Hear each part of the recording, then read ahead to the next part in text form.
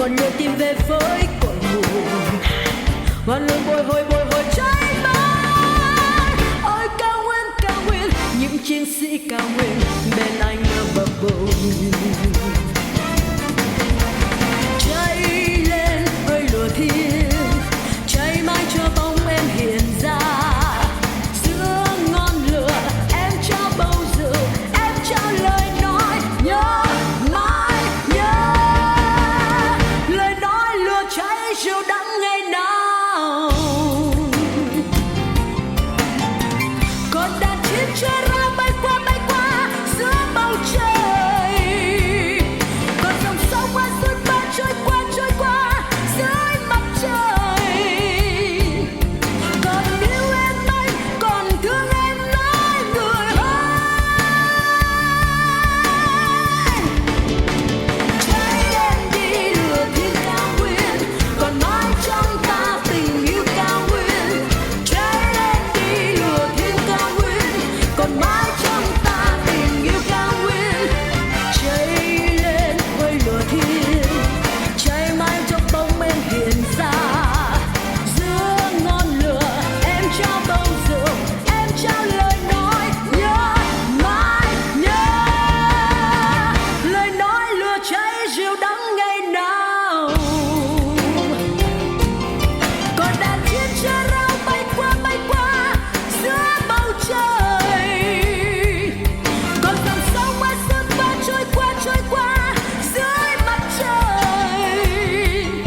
Còn yêu em, anh còn thương em mãi người ơi.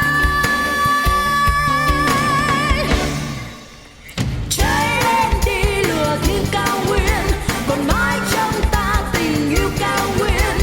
Cháy lên đi lửa thiên cao nguyên, còn mãi trong ta tình yêu cao nguyên.